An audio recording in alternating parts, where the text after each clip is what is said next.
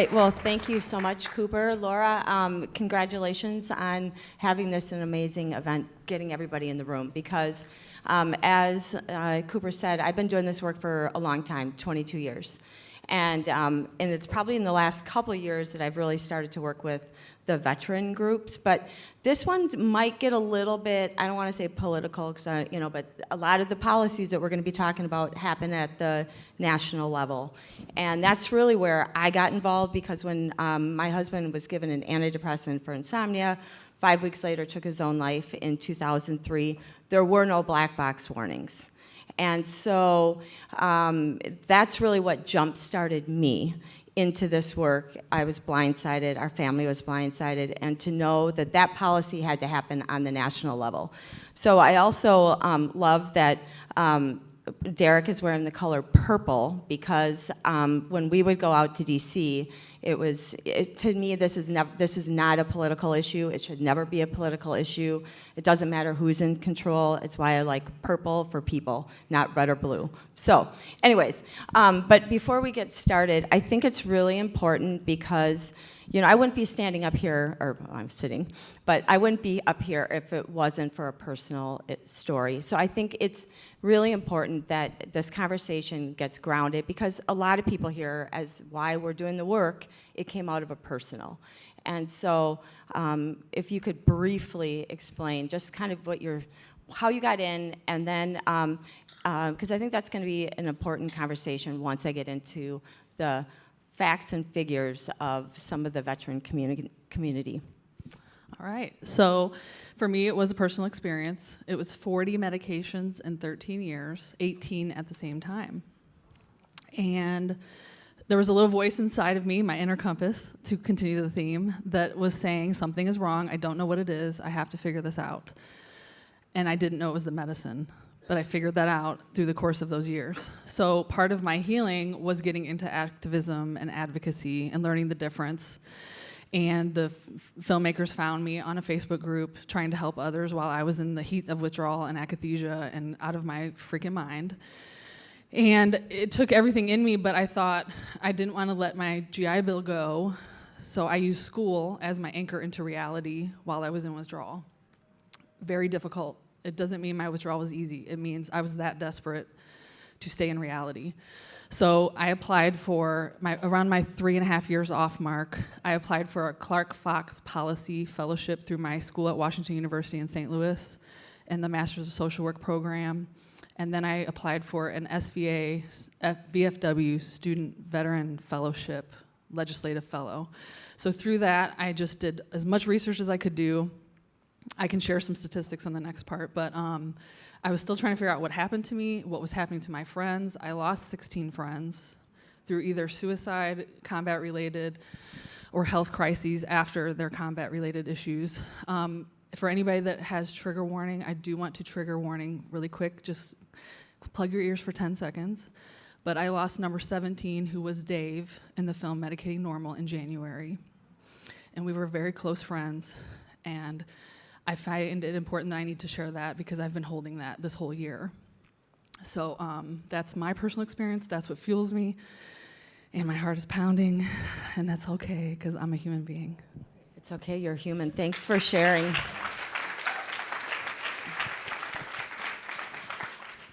So my name is Derek Blumke. I'm an Air Force vet. Did 3 deployments. First one initially was right after 9/11 to Air Base in southern Uzbekistan, affectionately known as K2. Second time again to K2, and a third time to Afghanistan in 2005. Got out, started an organization called Student Veterans of America while I was at the University of Michigan, helped to lead the passage of the post-9/11 GI Bill. It was then that I lost a student veteran at a chapter out in California, and realized I kind of felt like the commander that didn't have the tools or resources necessary to prevent that from happening again. And so I started really throwing myself into mental health programming, suicide prevention programming. And throughout that time, I was recruited by the chief of mental health at VA to build a national mental health program for the VA. I was the the least educated person in that office by years, for sure. The bachelor's degree, everybody else there is doctors, pretty much. And so I did that, got into tech startups in New York City, was starting my own tech company, and then around that time got put on a drug cocktail. Started with Adderall, Ambien, gabapentin, you know the story. Basically, company set on fire, career's over, hauled back to Michigan, U-Haul by a buddy of mine. Had a couple of other friends that really saved my life, bringing them into to live with them. Another one hired me.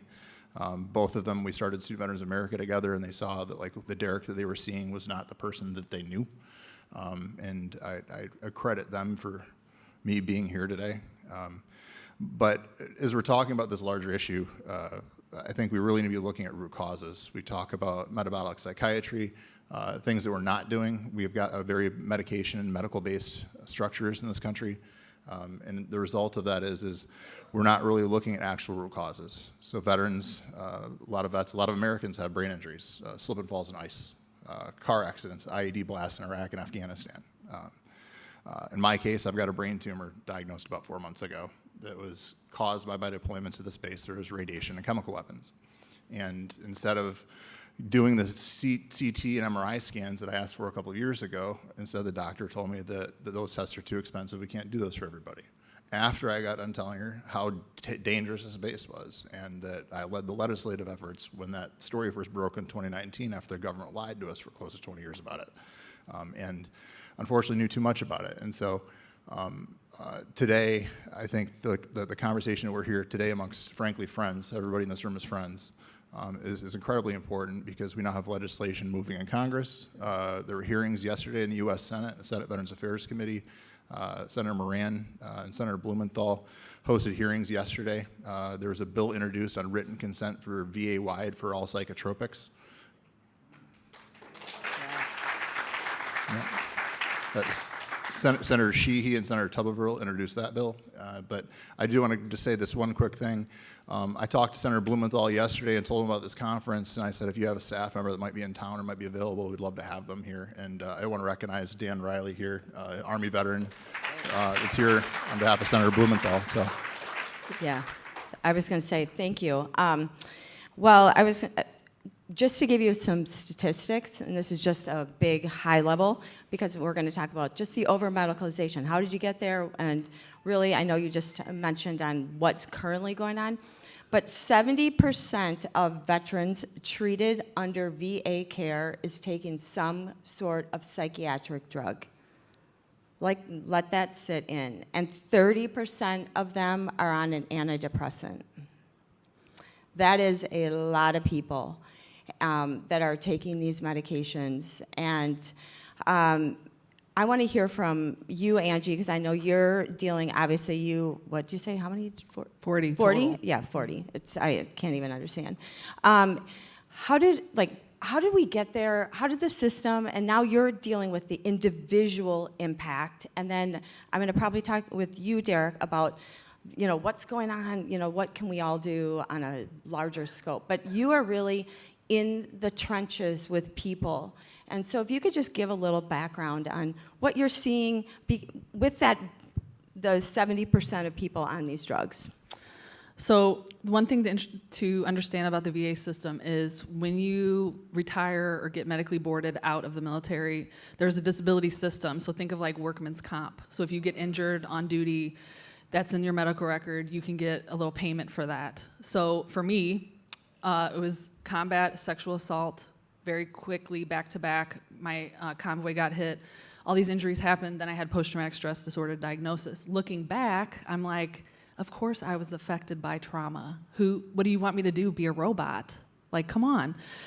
But that was seen through the lens of the medical model, so hence the medication. But it's almost a snake feeding its own tail because you're being paid to go to the doctor to take your meds to get paid, to stick to your diagnosis. Okay, so it might not be said to you like that, but I have to participate in treatment, I have to be a good patient, I am used to authority, especially those in uniform, so I do what I'm told. And so that's kind of where I think veterans get trapped in. And we have as you can see on the chart, the more health care we get, the more medicated you're gonna get. The more you go to the doctor, what do you think is gonna happen? So I just wanna share a couple things. This is more benzo specific. So when I did my legislative fellowship, I wanted to focus on polypharmacy because that's the real issue, but they said you got to narrow it down, like just focus on benzos. So just some interesting things about benzos in particular. They're prescribed for PTSD. They were prescribed for me starting in '03. In 2012, they came out with clinical practice guidelines that say benzos do more harm than good for PTSD. However, in 2012, 30% of veterans in VA care held a benzo prescription. I actually had someone secretly pull the records for how many benzo prescriptions more than 30 days were issued in 2018, and it was like 8.3 million 30-day prescriptions for benzos. I can't tell you how angry that made me to know that I started with PTSD, they made my PTSD worse. Now I can't take benzos because I've been injured by them. Now I have to live with these after effects of a fractured nervous system that, that's why I'm kind of shaky and my heart is pounding, because my nervous system has never returned to the state it was when I was leading troops in combat with not a wince of anxiety. But now I have to live with that because of the injury that they caused iatrogenically and won't ever see. But one more thing that I just wanted to share.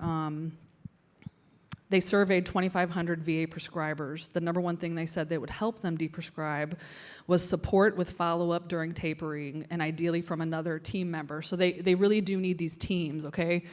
But veterans actually don't like meds. And if you see social media, a lot of them are going towards psychedelics, a lot of them are for cannabis, a lot of them want TMS.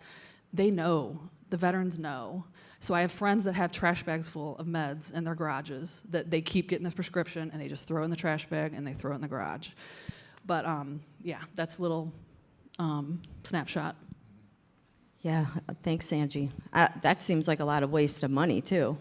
And not only that, but harm. So thanks for those. They're only generic, so they're cheaper. Oh, right. Oh my gosh, we can't talk one, we can talk the other. So if you could talk a little bit, Derek, the last couple of years, I guess I've really been working with the veteran community because, I look back at some of our first advocacy out in DC. I realized as somebody like me, as an individual, I had to partner with organizations, and I saw a couple to get some of the, the big stuff done in Congress, and it was the power of like the consumer groups, like Consumer Union. It was the advocacy of Consumer Reports. They did phenomenal work. We could do a lot of things like through Vioxx and stuff like that, working getting into offices like Blumenthal and both sides. And the other group I saw that had this big political capital is the veterans, because there are people like you that, and you said, they're the ones that are living with the lived experience. So give me a little bit of what you're seeing out on the ground. You just got back from the hearings yesterday. You're doing stuff with Grunt Style. So tell me a little bit about that and the audience. So when I first was going through my withdrawal, I think I saw an article or something. I got connected with Angie on LinkedIn. It was 2018. I was just beginning my withdrawal, moved to Detroit. Angie, I think, was towards the tail end of hers or working. She was a lot further ahead of me in the withdrawal. But Angie, the experience of connecting with Angie as another vet, but also another person from the harmed community, because I compared this before, is that like the military, people who go through trauma, a lived experience, something that is unnatural in many ways, forces people together in ways that and develops bonds that you can't develop otherwise. And the harmed communities is very much the same. Angie, I just want to highlight Angie again because she was like my anchor when I was first coming through my withdrawal. She's the one that introduced me to Bob Whitaker. First time on Zoom with him was like, I'm not starstruck by anybody, but like I was in the middle of this book and I was realizing I was a crime victim. And I'm like, there's something wrong here and we need to do something. And so when I realized the scale of this problem, I determined I was going to go after this issue. I was going to go after the drug industry. I was going to fight for reform and fix this thing. And I knew I needed an army. And so I considered building another national organization to fight on this and realized how big of a nightmare it is building an organization with SVA now at 1,600 chapters around the country. Building something comes through like gouging your eyes out 5,000 times a day. And so I decided that was not a great idea. But I realized the Veterans of Foreign Wars and the American Legion, who helped me incorporate Student Veterans of America, and I worked with in 2008 to pass the Post-9/11 GI Bill, they've got chapters in every congressional district in America. And they've got influence in every congressional district in America. And what the harm community unfortunately doesn't have is a lot of the military training, leadership, kind of pulling each other together and how to work in teams. Followership is the biggest thing, actually. But what they also don't have is the infrastructure. And the veterans organizations have the infrastructure. And I decided if I can orient them in the right direction, that's the Army. And that's what we've done. And we've got now 17 national veterans organizations that have signed on to support written informed consent bills in Congress. Thank you. We've got, at the state level, legislation being introduced across the country in states all over the place right now. A lot of it's being led by the veterans groups because, as Kim mentioned, the 70% prescription rate, that was not public. Nobody knew about that. I put that together using some public data because these prescription rates are not published by the VA. No mention has ever happened in any of the VA suicide reports in its history. Not the word antidepressant, benzodiazepine, antipsychotic, stimulant, anxiolytic, not a single mention ever, not even the word psychotropic. And you've got a patient population where 70% of your patients are on one of these medications, most of which have box warnings. And so these problems are solvable. And where we're at today is we're leading a movement. The Bob and Kim and Dr. Gercha and Dr. Healy and other folks have said to me before, it's going to be the veterans that fix this. And I think most of them didn't understand fully what exactly they're saying. They just knew that we were most harmed by the scale by this. They didn't know that we had the infrastructure. They didn't know we had an actual army. They didn't know about that. And that's what we have. And so I was going to just say, I think that there's something really powerful that you, like the infrastructure. I mean, I literally, when I started working with you guys, I saw that you have, like, you're almost activated on the national level, on the local level, because, and I think you were going to just probably chime in. Yeah, I was going to say, because I feel, how do you, like, you know, hear this audience, if you didn't grow up in the military, you have no background in the military. I didn't know, like what you just said, if you don't take your medicine, you don't get your disability. Like, these are things that, how can you, if we're an audience of lay people or the civilian, because what happens in the veteran community is going to happen it's going to trickle down, like, and it's got to work together. What can we do? Well, I want to break down a little bit about the power behind veterans. And so he just mentioned 17 organizations. What that means is at the national level, they are chartered by Congress to be advocacy groups for veterans' issues to get change. So the best thing I ever did in college was a paper on game theory. It was a 30-page paper, and I learned game theory in and out. And what it does, and I really, everyone in the room should at least flirt with this idea. You have to learn who the stakeholders are. So we have doctors, we have pharmacists, we have VA, we have the president, we have, all the people involved, and what influence, power, or money do they have? And how do they make decisions? And how do you get them to move just a little bit over to where you want them to be? You can't go after people and say, I was so harmed, and you fucking almost killed me, and I want you to change. They don't hear you. So Twitter is great. It serves its purpose. But the way these things are changing is on the ground. Communities like this, we are knocking on doors. We are sitting down. Me and Derek are like brother and sister. We will go back and forth with the legislative office, and we finish each other's sentences. And anything he misses, I finish. And that's what we do. So there's different levels of change here, but you have to know who you're talking to, what influences them, who is in their ear when you're telling them something to their face. So it's a big strategy thing. But okay, so you have all these major veteran organizations, all this money behind us, and we're just delivering them an issue. Hello, we need you to change this for us. And thank God for DAV and VFW and American Legion, all of three of those at our summit in June on DC in the Capitol building have lived experience. This happened to them too. So when I introduced this in 19, I piggybacked, I got comms training trying to make my message heard, and they couldn't hear me because it just wasn't time. But now some things have evolved, some things have changed. People are opening their minds, they're opening their ears. We see this chart. Why is this happening if we are spending $500 million on our suicide prevention program? 590. That should be going the opposite $590 direction. million on suicide. 15.9 billion in 24 for mental health and suicide prevention initiatives, and 500+ million in outreach. And our numbers are going up. Yeah, and we asked the chart to be up there because the 18 to 34-year-old veteran suicide rate looks like the growth of Facebook in their earlier days. Doubling of suicide rates, 102% increase in suicides since 2001, since 9/11. And why this is important. That's your youngest age group. I think everybody in this room also recognizes why that's important, because that's the box warning to age 24. If we're going to draw a line in the sand and that's the box warning, it's up to age 24. We admit that there's a risk profile with that age group.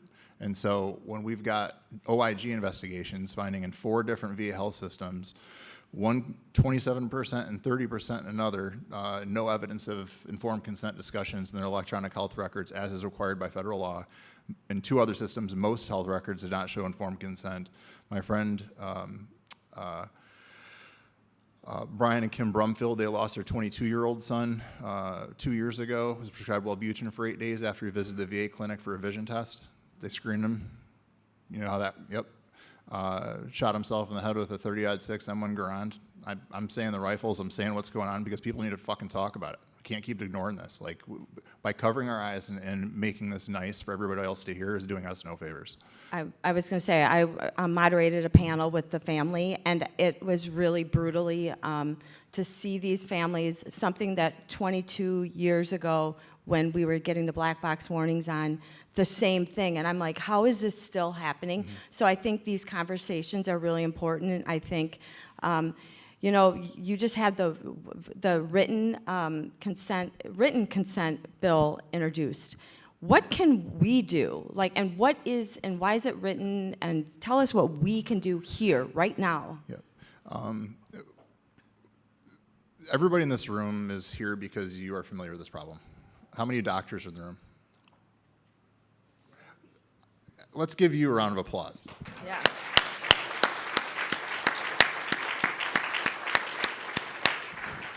For being in the room and leading on this issue, because a lot of your colleagues, you know, aren't. And so what we can do, because you all are familiar with this issue, the harm community understands this problem intimately.